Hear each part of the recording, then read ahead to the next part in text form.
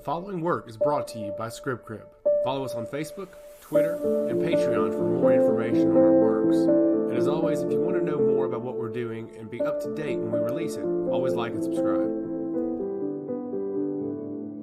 The wind blew furiously across the grassy plains as they stepped toward the mountain, their cloaks swaying feverishly with each gust.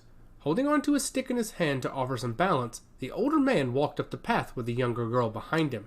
"Come on," he announced with the wind pushing the covering on his face to the side. "We are almost there." "Yes, sir," replied the girl as they made it to the front of the large mountain. He stepped forward and placed his hand on it, revealing a large, purple door that looked in on an old, wooden building. "Are you sure about this, Papa?" she asked as she walked up to the door. "Are you sure it is safe for me to go?" The older man smiled as he looked down at his daughter. "Listen to me. We can only run from the Ramis for so long. At some point, we have to get ahead of them. They will take that world next, but hopefully, you can help rally the forces to fight them." She looked into the older man's eyes and smirked. "Will I ever see you again?" "I hope so," he replied as he leaned forward and embraced her. "Be strong and be safe. The future is in your hands." "I love you," she replied, and she let him go and walked up to the open portal. "I promise I will not fail you or the people of Erinna." "I know you won't," replied the old man as he watched her turn and walk through the portal in the mountain. Sodus City, a subterranean metropolis, bustled as it did every day. Men and women, all toiling away for a better life, lived under the close watch of the protectors of Eden. The skies were covered by a metallic roof and the hum of machines could be heard at every hour of the day. The citizens were provided with domiciles, apartments and high-rise buildings where they could rest and relax so long as they continued to provide for society. Everyone was expected to work in the factories in order to maintain their status in the world. It was a caste system that was forced on the population for their survival. Those who chose not to provide for society lived in the streets or were forced to live on the surface. 12 years prior to the incidents in the home of Reginald Mitten, President Arthur Gallion, leader of the United Nations of Earth, proclaimed the end of the world was at hand. Over the course of 3 years, the ozone blistered and burst in several spots, allowing more and more radiation to penetrate the Earth. Men and women died en masse. The sun had declared war on the Earth and an epic genocide was at hand. The masses gathered in the largest cities, some already partially underground, to watch the end come. The populations of the varying countries all over the world were dropping dead due to overexposure to the sun and the air of the Earth. It became incredibly toxic for anyone to be outside for extended periods of time.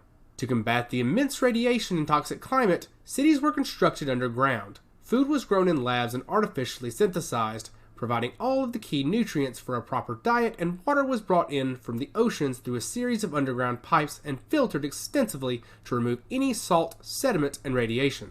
In the cities of Eden, a storm of overpopulation and crime brewed. The soldiers of Poe acted as a vengeful police force, patrolling the asphalt streets around the clock with ground transports and air transports stalking the skies. Crime was met with zero tolerance. Any wrongdoers were swiftly apprehended by Poe's iron fists. But still, the streets ran rampant with criminal activity. Shadows lurked in every corner and the seedy underworld thrived, defying justice and terrorizing innocent citizens. Zack raced through the bustling streets of Sodus City as bullets whizzed past his head, fired from the car that was hot on his heels. Dodging each shot and volley with practiced precision, he moved like a ghost in the night, desperately seeking a way to evade his assailants. His short blonde hair shone dimly in the moonlight as his tattered garments flew about him and a small handgun dangled by his side. Reaching a turning point, Zack yanked out his pistol and leaned against a large dumpster, firing 2 shots into the passenger seat of the vehicle. The car screeched and shuddered before one of the attackers slumped lifelessly back into their seat. With little time to spare, Zack sheathed his gun and ran in the opposite direction, maneuvering past the dumpster just in time for the car to reverse and continue its pursuit. He bolted onto a major road with the careening vehicle close behind him, its tires squealing as it sought to overtake him. He pulled out his weapon and began to fire at the car as it came to a sudden stop. Zack lowered his gun as 2 men stepped out of the car. One in a very well-tailored suit with a pencil-thin mustache and slicked-back hair, and the other in tattered clothes, holding a gun. "I'm tired of you running, Zack," announced the man in the suit as he walked out onto the street. "And to be honest, I'm tired of chasing you too. Why don't you give up that disc?" Zack smiled as he held out his weapon, pointing it at the man in the suit as he looked at him with scorn. "What disc?" he asked playfully. "I don't know what you're talking about." "Cut the crap, Zack. We know you have it," continued the man as he pointed at his subordinate to walk toward him. "Give it up and we'll let you go." Zack took a step back as the man approached him. "I don't know what you want, but you're not going to find it here," he said. The suited man stepped up and halted his subordinate, walking towards Zack as he held his hands out in peace. "Look, I know you have the files required to unlock the gates," stated the man. "I want them and I'm willing to pay for them." He stood still and folded his arms across his chest while a wry smile emerged from both corners of his mouth. "Look, you can trust me. You can trust Jim." "I can't trust Jim, sir," said Zack as he walked off the street and onto a curb. "The second I hand you a disc is the second my life ends, and I'm not ready to go out like that." Jim looked out at the streets and shook his head in disbelief. "So you're telling me you'd rather take death than to simply give me what I want?" "Both options end in death. At least holding onto the disc gives me a chance to live," he replied, backing up slowly on the curb and looking around to see 3 other men walking up.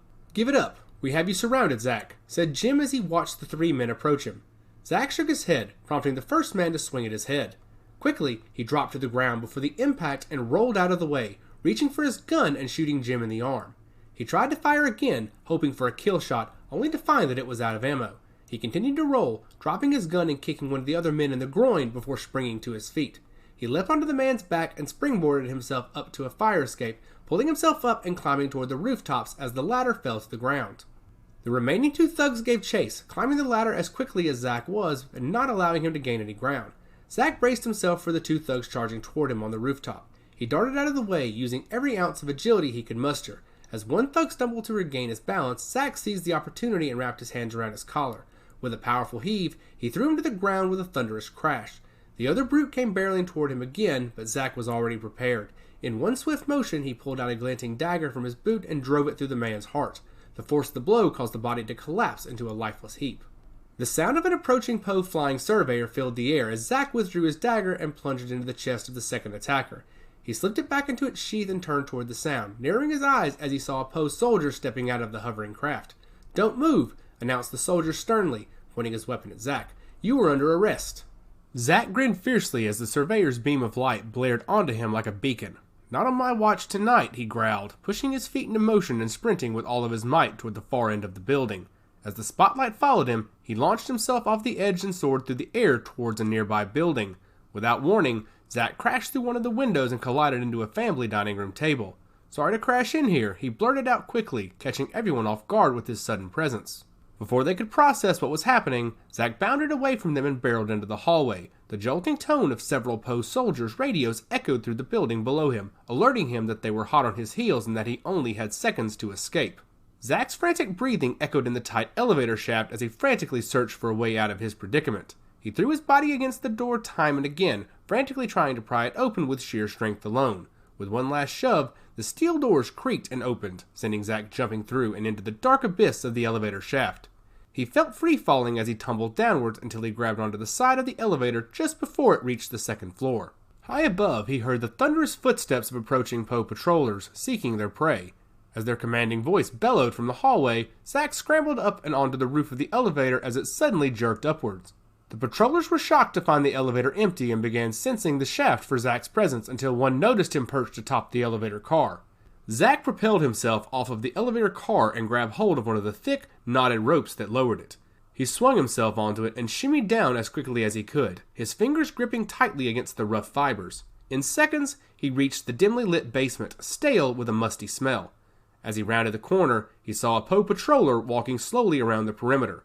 Taking no chances, Zack lunged forward and seized him from behind, pinning the man's arms to his side in a tight embrace before choking him into unconsciousness. With swift movements, he peeled off the guard's suit and pulled it over his head. After giving the limp form one last glance, Zack launched himself out of the basement in search of another Poe patroller waiting for him outside. "Did you find anything?" he asked as he walked up towards Zack, not noticing anything different. Zack shook his head slightly in disgust, putting on an elaborate act for the patroller. "All right, I guess he escaped. Get back to headquarters," continued the man.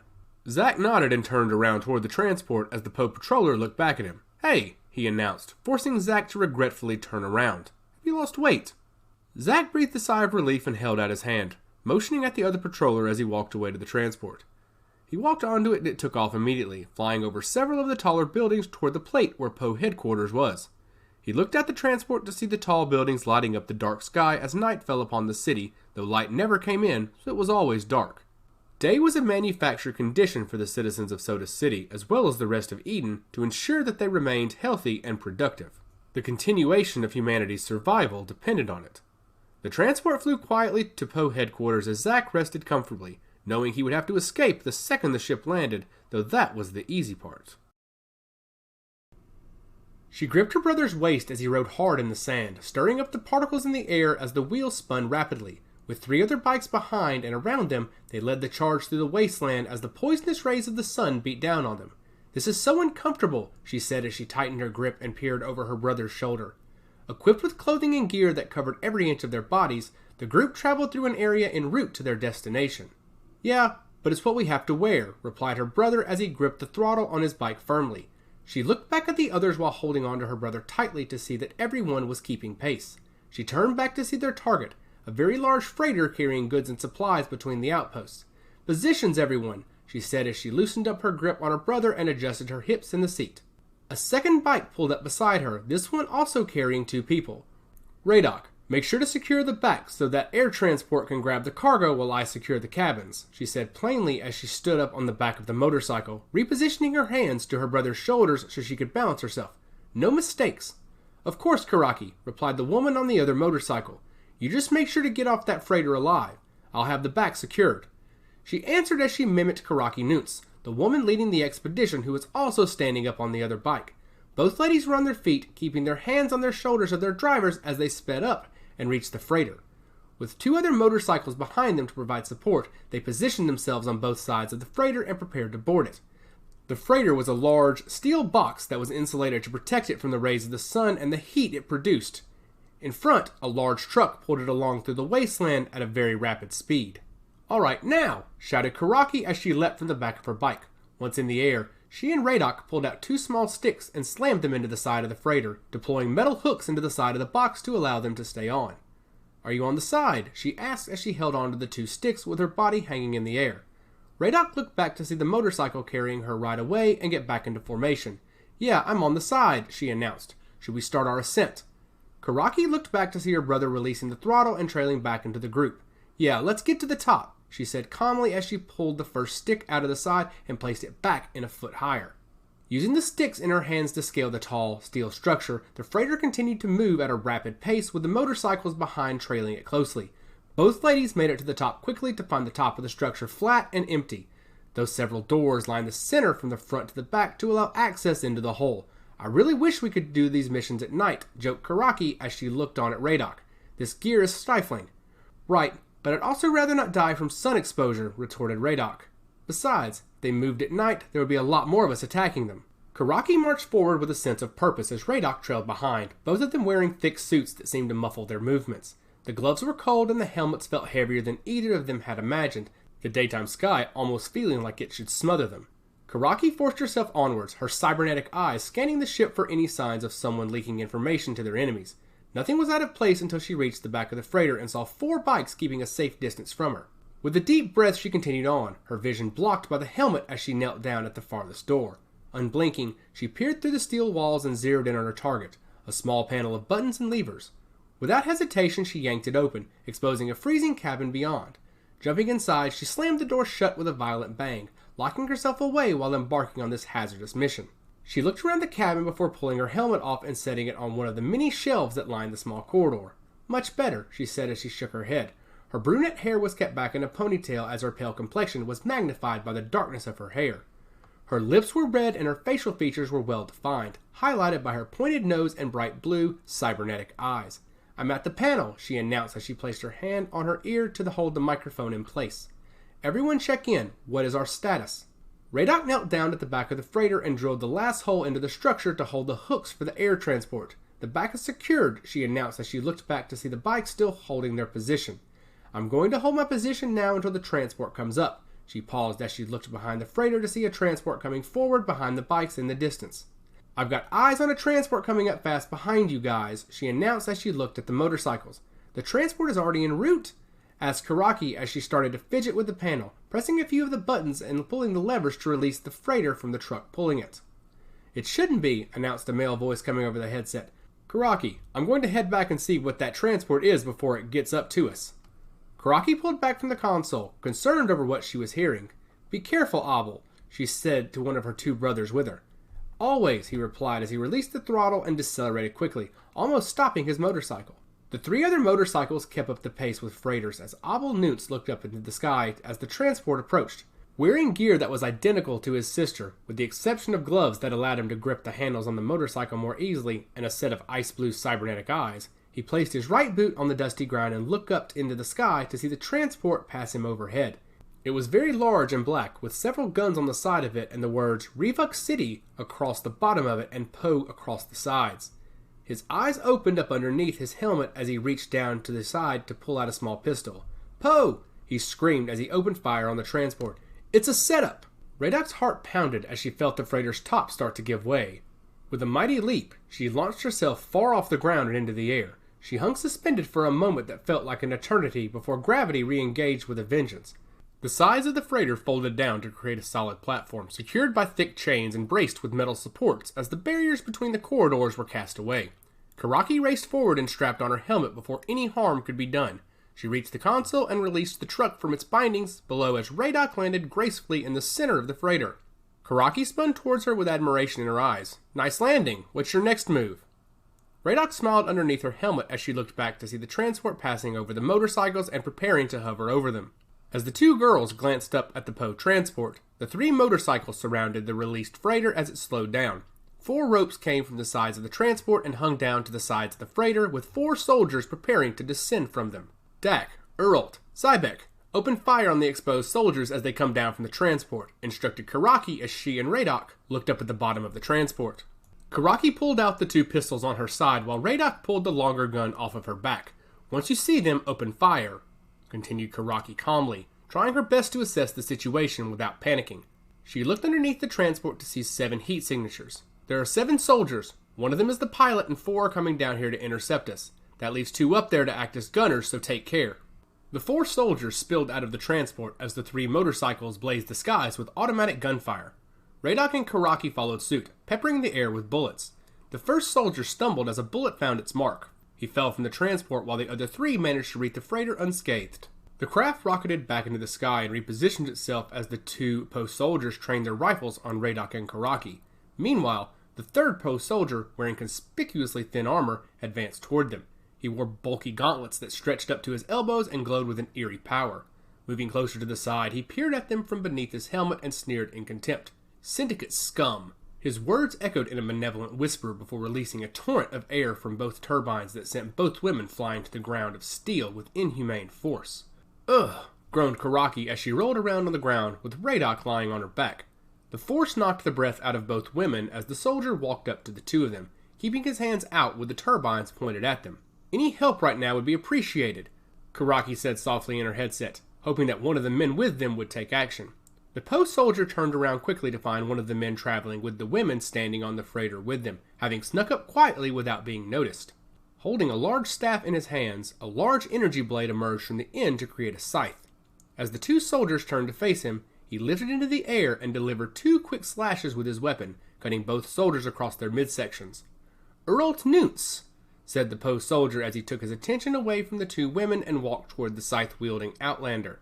Karaki's older brother, Uralt, was a very quiet, yet cold and calculating individual with a reputation for savagely killing anyone who gets in his path. While that was only partially true, he would certainly sever the torso of anyone who tried to bring harm upon his family. He walked toward the scythe-wielding outlander as the 2 women rolled around on the ground behind them. The air transport circled around as Dak and Zybeck, the remaining 2 men on their bikes, opened fire on the transport, leaving Uralt to handle the other Poe soldier. In the distance, Abel rode as fast as he could to catch up to the others who were now stationary. With the focus of the remaining soldier now firmly on Uralt, the 2 girls were able to rise to their feet without any assistance. He stepped toward the covered man who carried a large scythe at his side, walking with a sense of purpose and furor. "I was not expecting to find such a trophy today," announced the Poe soldier arrogantly. "It is fitting that I finally get to take down one of the most dangerous and wanted men in the world. You will be the capture that makes my career legendary." Uralt stood stone-faced as he looked through the large helmet. "And who might you be?" he asked in a soft tone. "Aaron Wodek, or just Captain Wodek," answered the Poe soldier with a cocky tone in his voice. Uralt stood still as he gripped his scythe firmly, with the air transport rotating around the freighter. "Wodek," he whispered as he looked over the soldier, noticing his red-orange armor standing out from the rest of them. That name sounds oddly familiar. I've caught several outlanders like yourself, he replied. Oh, right. You're one of the better hunters that Poe has, though I thought Reginald Mitten put several holes in your sternum a few months ago, asked Earlt. Wodek smirked. I've had my fair share of injuries, but I always come back stronger, he said, tightening his grip on his weapon. Now are you going to surrender peacefully, or do I have to take you down myself? Earlt laughed, a deep belly rumble that echoed through the deserted landscape. I'd like to see you try, he said, brandishing his scythe. The two men charged at each other, their weapons clashing in a fiery display of sparks. Wodek was quick, but Earlt was experienced, using his scythe in fluid motions that left the pole soldier off balance. They circled each other, exchanging blows and insults as they fought for dominance. Meanwhile, the two women had regained their footing and were now standing on the sidelines, watching the battle with bated breath. Abel had finally caught up, his bike skidding to a halt next to them. What the hell is going on? Asked Abel, confused as he looked at the fight that was unfolding before him. Earlt is fighting Captain Wodek, said one of the women, her eyes glued to the battle. Abel looked at Earlt, admiration in his eyes as he saw how skillfully he wielded his scythe. As the fight between them raged on, it became clear that Earlt was winning. His scythe was a deadly weapon, and he used it with precision and grace.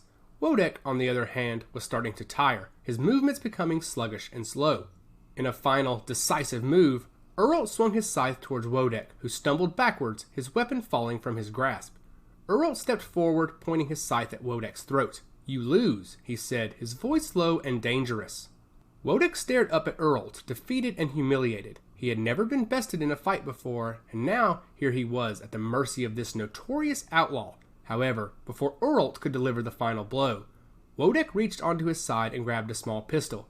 He pulled the trigger, releasing a small canister of gas into the air, stunning Earlt and sending him stumbling backwards. With Earlt a few feet away, Wodek was able to scamper back and activate a propulsion system on his suit. The soles of Captain Wodek's boots illuminated before his body lifted off the ground. Seconds later, he was off into the arid abyss where Earlt and the rest of the Outlanders couldn't finish him off. Abel watched in shock as Wodek made his escape. He turned to the women, a look of anger on his face. Why didn't anyone try to stop him? He demanded. The women shrugged, their faces resigned. There's no point, said Karaki. He'll be back soon enough with reinforcements. Abel gritted his teeth, frustrated at the seemingly endless cycle of violence and retaliation. He glanced over at Earlt, who was slowly getting back to his feet, his scythe still clutched tightly in his hand. Despite the setback, Abel knew that Earlt would not give up. He was determined to protect his friends and his family. This was only a minor setback. Abel reached up and placed his hand on Earlt's shoulder. Come on, let's go home. I'll buy you some hooch. Earlt sheathed his scythe and sighed loudly. He glanced over at Abel and nodded emphatically. That sounds lovely.